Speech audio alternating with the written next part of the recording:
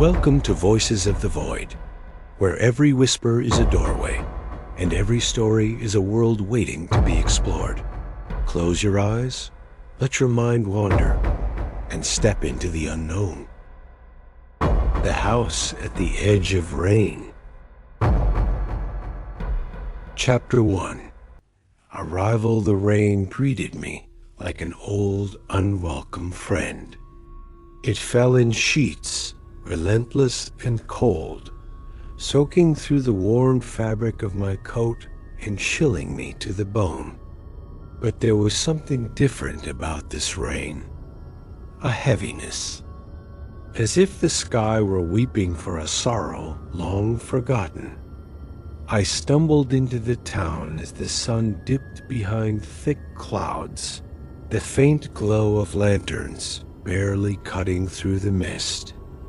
The streets were empty, save for a few figures hurrying to close their windows.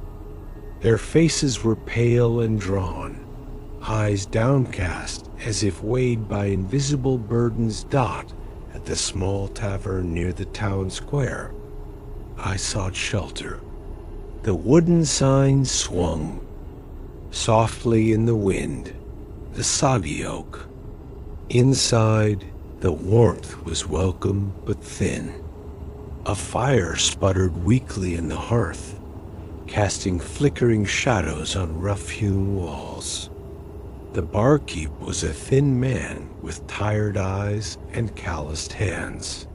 "You're new here," he said without looking up as he poured a mug of bitter ale. "I'm looking for the house," I said, voice low. "The one at the edge of the ring." He paused, setting the mug down with a soft thud. "You mean Old Man Carver's place? Best stay away. No one goes there anymore." "Why?" He finally met my gaze. "Because it's cursed. The rain never stops there. It's been falling for over 200 years, some say, ever since Carver disappeared." I sipped the ale, its warmth a small comfort. "And the house? What's so special about it?" He shrugged. "Nobody knows.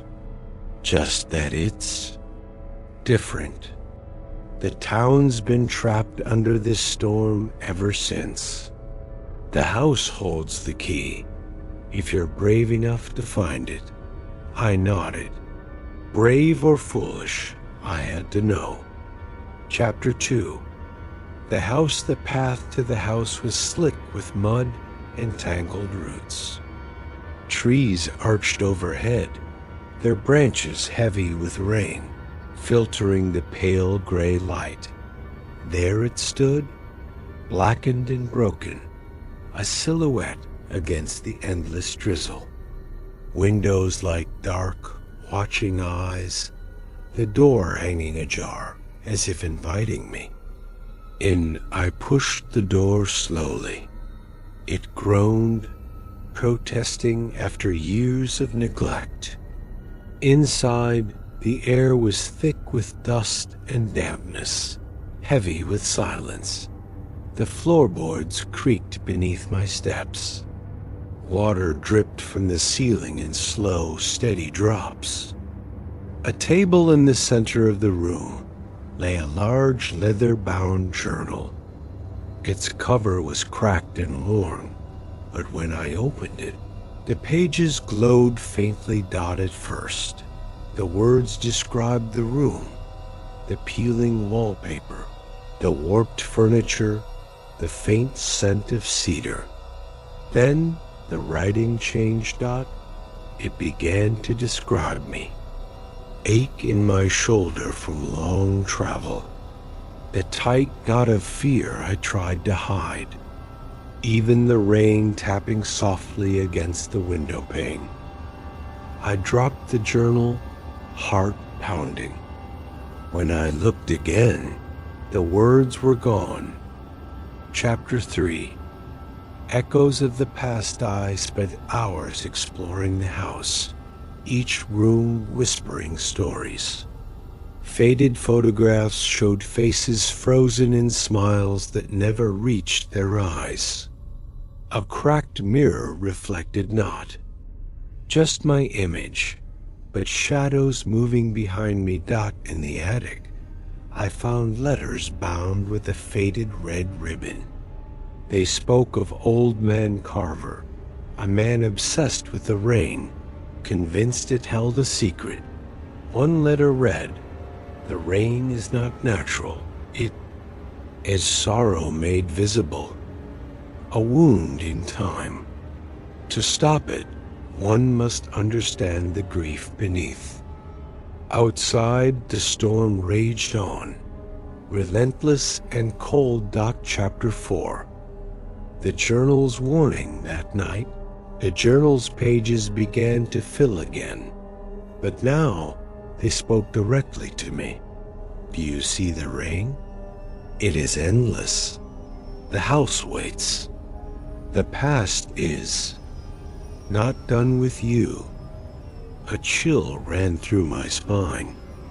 The house was alive, watching, waiting. I realized the journal was more than a record. It was a guide, a map through grief and time. But the deeper I read, the more the line between reality and story blurred. Chapter 5. The choice on the final page. The journal posed a choice. Turn away, and the storm will follow you forever. Read on, and become part of the tale. My fingers trembled. Outside, the rain beat harder. As if daring me, I closed the book. The house seemed to sigh, a breath of sorrow and relief. Stepping outside, I looked back once. The rain was still falling, but the house stood silent, waiting for the next visitor brave enough to listen. The end. You've been listening to Voices of the Void. If this journey spoke to your imagination, subscribe for more stories from beyond the horizon. Until we meet again, let the void keep your secrets. Like, share, and leave a comment. Subscribe to Voices of the Void.